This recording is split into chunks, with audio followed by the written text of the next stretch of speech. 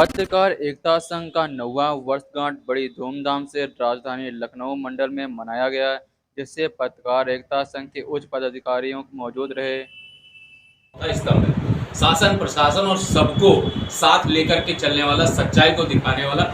आज present time में जो जिस प्रकार से मीडिया का वर्चस्व हुआ है, सबके पास मोबाइल कैमरा आ चुका है, हर आदमी वीडियो बनाता है और अपने अपने तरीके से बना करके डालता है। तो कहीं ना कहीं हर एक व्यक्ति जो वीडियो बना के सोशल मीडिया पर डाल रहा है वो एक तरह से पत्रकार है। मगर रजिस्टर्ड पत्रकारों की जो मान्यता है, जो शुरू से चलती आई है, वो कहीं ना कहीं इस समय धूमिल हो रही, क्योंकि छोटी छोटी चीज़ों को लेकर, यूट्यूबर को लेकर के कर रहे हैं जो इस प्रकार। तो इसको देखते हुए हम ये चाहते हैं कि पत्रकारों का एक अपना मान सम्मान हो, जो उनके ऊपर उत्पीड़न हो रहे हैं, झूठे मुकदमे हो रहे हैं, उनका निस्तारण त्वरित रूप से हो, जिसमें शासन प्रशासन संज्ञान ले। तो संज्ञान कैसे लेंगे? और संगठन क्या होते हैं, सब संगठित होकर के धरना प्रदर्शन करते हैं, विज्ञापन देते हैं। तो हम लोग तो पत्रकार हैं, हम लोग कोई यूनियन तो चला नहीं रहे हैं उस स्टेट का कि हम लोग धरना रोड पे जाके देंगे। मगर आज ये वक्त आ गया है कि पत्रकार अगर संगठित नहीं होगा तो अकेले उसको दिक्कत हर जगह का सामना करना पड़ेगा, क्योंकि में फंसेगा, शासन प्रशासन उसके खिलाफ कार्रवाई करेगा। तो उससे बचने के लिए आप सबको संगठित रहना पड़ेगा। और संगठित का एक आपको उदाहरण देता हूँ।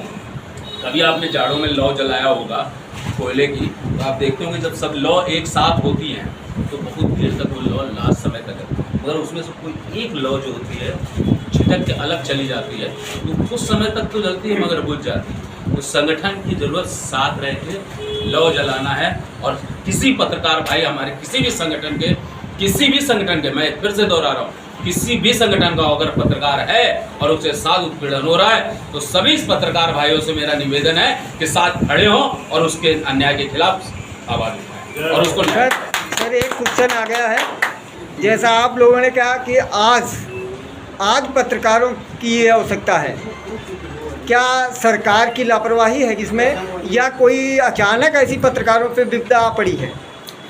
मैं इसको शासन प्रशासन की कहीं लापरवाही को नहीं कहूँगा, मैं यहाँ पे ये कहूँगा कहीं ना कहीं शासन प्रशासन ने इस ओर ध्यान नहीं दिया। जिस प्रकार से पहले पत्रकारिता होती थी, शासन प्रशासन साथ चलता था, आपने पहले देखा होगा, और बहुत ही कम माध्यम थे प्रस्तुत करने के।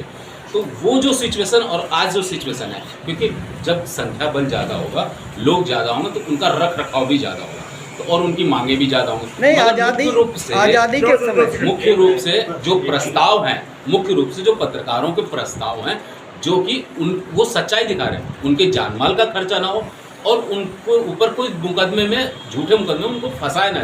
इसको लेकर के सरकार को जरूर अवगत कराना पड़े, बार बार अवगत कराना पड़े, अवश्य कराएं। शासन प्रशासन की नींद खोलना बहुत जरूरी है, जो कि पत्रकारों को तुच्छ नज़र से देखते हैं, सोचते हैं कि ऐसा कुछ नहीं है, ये इनको दिखाएंगे तो।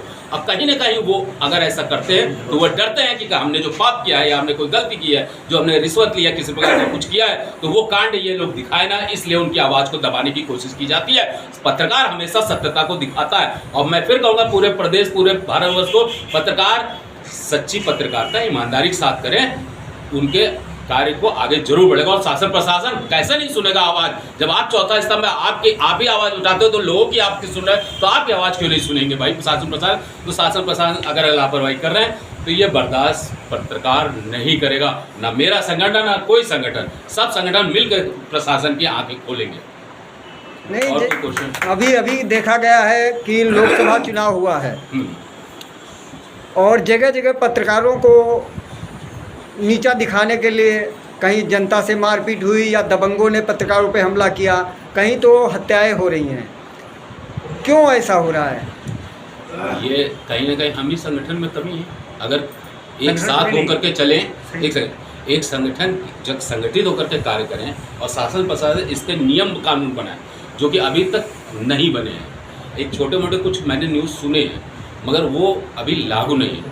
पत्रकारों के हित में जब तक सरकार चीज़ें लागू नहीं करेंगी और कड़ाई से लागू नहीं करेंगे तो ये चीज़ें रहेंगी और चलती रहेंगी। और जो माफिया राज अगर इस तरह से बढ़ रहा है तो इसको हम यही कहेंगे कि लोग चौथे स्तंभ की आवाज़ दबाने की कोशिश करें। ऐसे लोग जो दोषी हैं उनके खिलाफ उचित कार्रवाई मजबूती से, कठोर कानून बने और इसको पारित किया जाए। Thank you. तभी ये चीज़ सही। प्रदेश की तरफ से स्थापना दिवस की सभी देशवासियों व प्रदेशवासियों को हार्दिक शुभकामनाएं व बहुत बहुत बधाई। पत्रकारिता संघ सिर्फ पत्रकारों के लिए इसलिए बनाया गया कि जो हमारे पीड़ित या प्रताड़ित किए हुए पत्रकार हैं उनको पत्रकारिता संघ तन मन से सभी पदाधिकारी जिले से लेकर तहसील से लेकर के जिले से लेकर के प्रदेश से लेकर के राष्ट्रीय स्तर के पदाधिकारी अपना उनका जब तक प्रताड़नाओं की निर्वाह को जो समाप्त नहीं कर दिया जाता है तब तक पत्रकारिता संघ उनके साथ जुड़ा रहता है। साथ में वो हमारा संगठन का पदाधिकारी है या नहीं है, हम उनको भी सहयोग करते हैं जो हमारे संगठन के पदाधिकारी नहीं हैं, लेकिन उसमें सिर्फ अंतर इतना होता है कि हम उनसे लिखित पत्र लेते हैं कि आप भाई लिखित अपना पत्र दें और हम उसके आपकी का सहकार्य करेंगे। इसके बाद लगभग अभी कल की घटना है, अयोध्या जिले से एक रामेंद्र तिवारी पत्रकार हैं जो भोपाल से आए हैं, उनको उनके पड़ोसियों ने मारा।